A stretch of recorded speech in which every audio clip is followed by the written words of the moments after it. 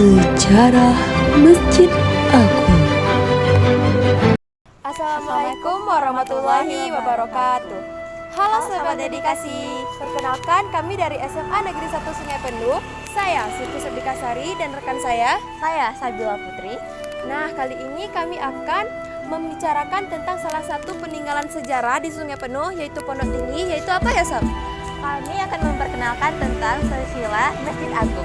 Oke, kali ini kalau kalian mau tahu apa aja sih itu Masjid Agung dan apa aja sejarah yang ada di dalamnya, mari ikut kami, Sab.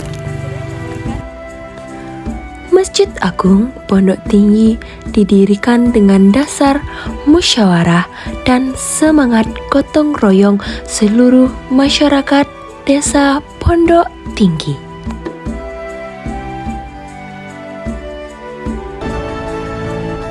Nah, kali ini kita udah sampai di Masjid Agung.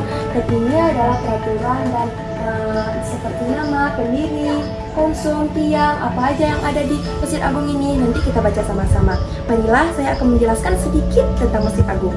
Masjid Agung Pondok Tinggi merupakan warisan bangsa Indonesia dan peninggalan sejarah yang mengandung nilai tradisi, religius, dan perjuang bangsa sebagai khas kebudayaan perjuangan bangsa. Lalu secara garis besar juga Pondok Tinggi ini didirikan tanpa satu buah paku pun nggak ada di sini ya. Dan juga di sini Masjid Agung memiliki nilai budaya kuno yang sangat tinggi sehingga dapat menjadikan objek wisata budaya. Untuk itu masjid ini perlu diselesaikan dan dikembangkan agar lebih menarik. Nah, di sini kita belum lihat dalamnya ya. Tapi sebelum kita lihat dalamnya ada teman saya yang ingin menjelaskan itu. Baiklah, di sini saya akan menjelaskan tentang nama Masjid Agung. Pada tahun 1953, Masjid Agung tidak bernama Masjid Agung, tetapi bernama Masjid Pondok Tinggi. Tetapi di tahun 1953, Masjid Agung diberi nama Masjid Agung, diberi langsung oleh Wakil Presiden RI, yaitu Muhammad Hatta, sewaktu berkunjung ke Kerinci. Pada masa itu, masih termasuk dalam Kabupaten Pesisir Selatan dan Kerinci atau PSK. Mari sama-sama kita melihat isi dari Masjid Agung. Pemanduan konstruksi bangunan tidak menggunakan bahan besi dan bahan paku atau bahan logam lainnya.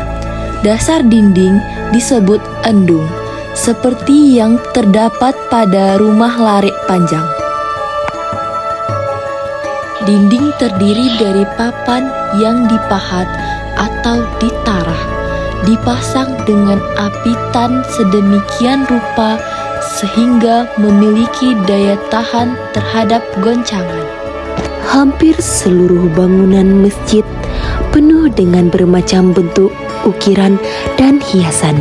Semua tiang, alang, pintu, lubang pintu, pintu angin sekeliling masjid, dan mimbar penuh dengan ukiran bercorak Islam dan naturalis tradisional Kerinci. Nah, kami sudah sampai di dalam Masjid Agungnya. Kalian mau tahu nggak kenapa Masjid Agungnya Tanpa loteng. Nah, di sini kami akan jelaskan sedikit tentang kenapa Masjid Agungnya nggak pakai loteng sih. Jelasin, Sab. Jadi, dalam kunjungan Bapak Wakil Presiden saat itu, Bapak Presiden sangat tertarik atas konstruksi Masjid Agung tersebut. Jadi, di saat kunjungan beliau sholat tahiyatul masjid. Jadi, ketika beliau selesai sholat, beliau melihat kagum masjid tersebut dan beliau memberikan saran untuk tidak menutup lotengnya agar bisa menjadi objek penelitian generasi berikut. Nah, seperti kita ingin meneliti tetap Masjid Agung. Kalau misalnya ditutup, pasti kita nggak tahu apa isi atas-atasnya. Nah, ngerti itu ya guys. Peramuan perkayuan masjid diambil dari rimba belantara yang bernama Pemata Limo Gunjaya, milik adat Dusun Pondok Tinggi. Di rimba itu banyak terdapat kayu besar bermutu, keras, dan tahan lama, seperti kayu latte, kayu tuai, atau kayu mendang jangkat. Nah, di Masjid Agung ini bukan cuma ada Masjid Agung loh, tetapi juga apa, Sab? Kita memiliki tabu larangan. Tabu larangan adalah peninggalan pondok tinggi yang ditempatkan di depan Masjid Agung. Ini bentuknya. Bentuknya tuh juga ada yang besar dan juga ada yang kecil. Nah, nanti kami akan jelaskan juga tentang fun fact tentang kenapa ada sih tabung besar seperti ini. Oke. Tabu larangan ini salah satu peninggalan pondok tinggi. Tabu ini digunakan saat terjadi bencana alam. Tabu akan dibunyikan. Tampak dari depan, tabu larangan, dan tampak dari belakang. Nah, makasih ya teman-teman yang udah menyimak dari awal sampai akhir tentang penjelasan Masjid Agung ini. Sekian penjelasan dari kami tutup dengan Wassalamualaikum warahmatullahi wabarakatuh.